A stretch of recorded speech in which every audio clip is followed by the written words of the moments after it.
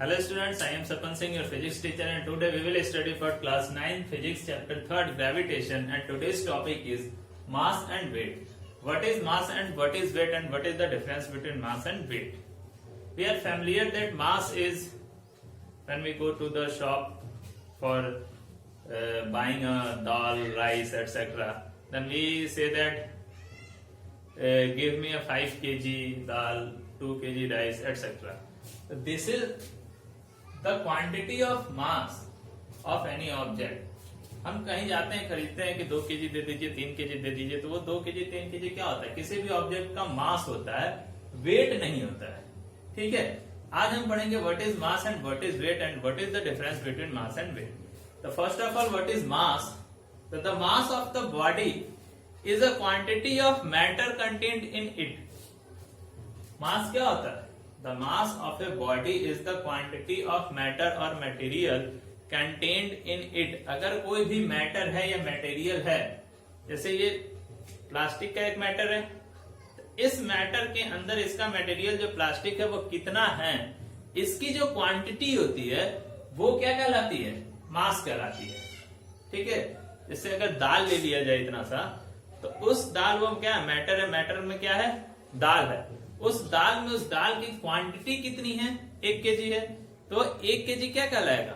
मास कहलाएगा. ठीक है, तो the mass of a body is the quantity of matter और material contained in it, and mass is a scalar quantity. It is a scalar quantity. Mass क्या होती है? Scalar quantity होती है, means that it has only magnitude not direction.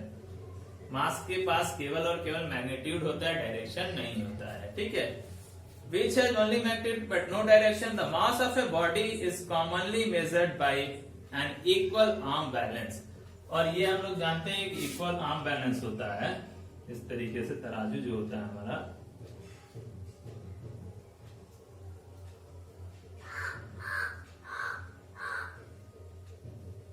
इस तरीके से क्या होता है? तराजू होता है, जिसको हम इक्वल आर्म बैलेंस करते हैं. इससे क्या करते हैं? मास को हम मेजर करते हैं. 1 केजी का मास इधर रखेंगे, 1 केजी का मास इधर रखेंगे, दोनों क्या हो जाएगा? इक्वल हो जाएगा. तो हम कहेंगे कि ये ऑब्जेक्ट जो है 1 केजी के इक्वल है. तो इक्वल आर्म बैलेंस से इस मास को हम क्या करते हैं? मेजर करते हैं. और द एसआई यूनिट, मतलब standard international unit of mass is kilogram.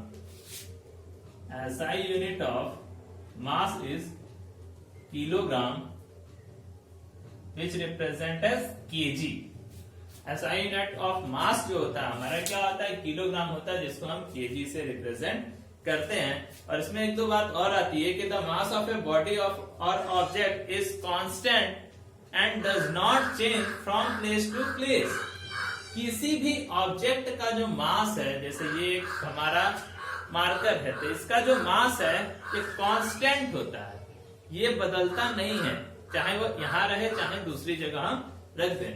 Mass can not be change from place to place. It is a constant value. And mass can not be zero. Mass जो होता है किसी object का, वो zero नहीं हो सकता है. जैसे चौक का एक डस्टर का एक डस्ट ले लें, छोटा सा धूल का कण ले लें, उसके अंदर भी कुछ ना कुछ मास होगा, भले 0.001 मिलीग्राम ही क्यों ना हो, लेकिन कुछ ना कुछ मास होगा. Mass can not be zero. Mass कभी भी जीरो नहीं हो सकता है. ठीक है, तो ये था हमारा मास. मास क्या होता है? The mass of a object is the quantity of matter और material contained in it. SI unit is kilogram and it is a scalar quantity. It can not be zero and it can not be change from place to place. आगे आता है what is wait. Wait क्या होता है? तो we know that Earth attracts every body towards its center with a certain force which depends on the mass of object and the acceleration due to gravity of the earth. हम जानते हैं कि अर्थ जो है हर ऑब्जेक्ट को अपनी तरफ क्या करता है? अट्रैक्ट करता है. जैसे हम इसको छोड़ते ही नीचे तरफ है, अर्थ क्या किया? इसको अट्रैक्ट किया. तो अर्थ जो होती है हर ऑब्जेक्ट को अपनी तरफ अट्रैक्ट करती है विथ अ सर्टेन फोर्स, एक निश्चित फोर्स के थ्रू, जो फोर्स डिपेंड करता है किस पे? Mass of the object and acceleration due to gravity of the earth. Earth के द्वारा जो एक्सेलरेशन होता है उस पर डिपेंड करता है, और वो ऑब्जेक्ट के मास पे डिपेंड करता है. ठीक है, तो इस तरीके से हम कह सकते हैं कि the weight of a body is the force with which it attracts toward the centre.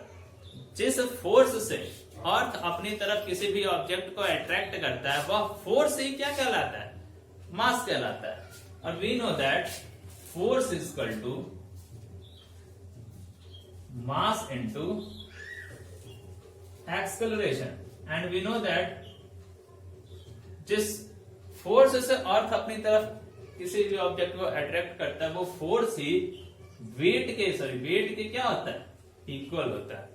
Force is equal to weight, तो यहां पे वेट इज इक्वल टू हो जाएगा ऑब्जेक्ट का मास इनटू एक्सेलरेशन के जगह पे एक्सेलरेशन ड्यू टू ग्रेविटी,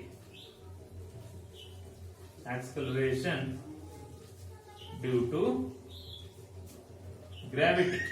क्योंकि जिस ऑब्जेक्ट को अर्थ अपनी तरफ ऑब्जेक्ट कर रहा है उसका मास लेंगे जिसका वेट हमें निकालना है, और एक्सेलरेशन ड्यू टू ग्रेविटी मतलब स्मॉल जी, तो W इज इक्वल टू हो जाता है m इंटू जी।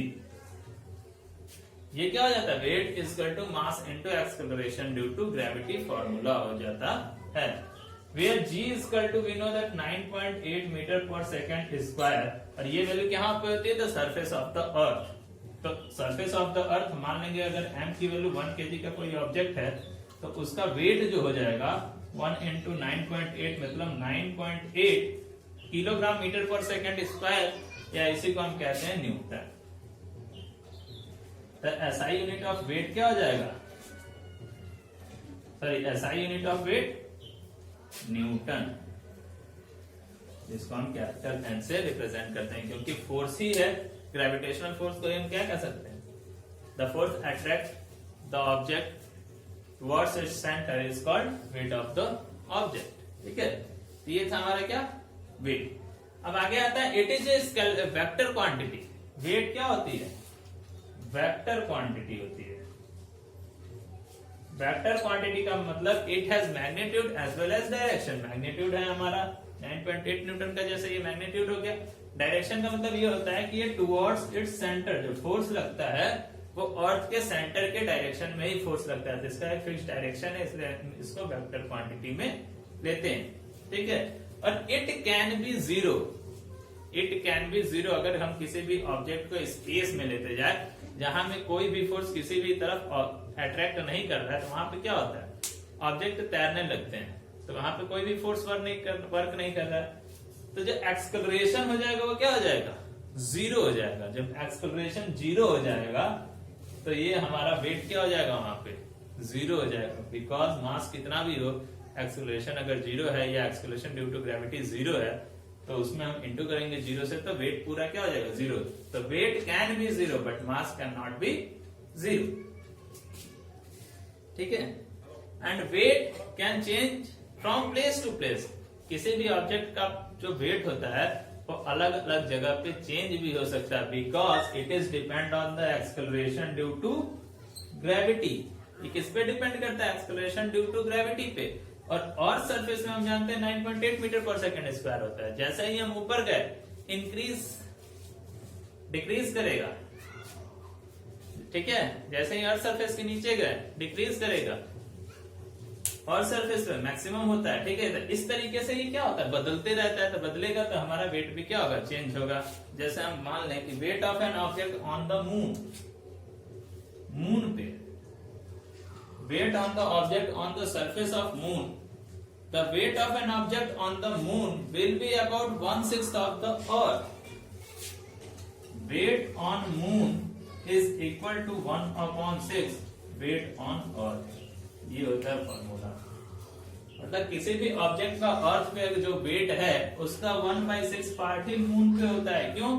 क्योंकि ग्रेविटेशन भी होता है, gravity of moon is 1/6 of gravity of earth. 9.8 होता है, तो ग्रेविटेशन की वैल्यू ऑन मून पे 1.63 मीटर पर सेकेंड स्क्वायर ही होती है। मून पे जो ग्रेविटी होती है 1.63 मीटर पर सेकेंड स्क्वायर होती है।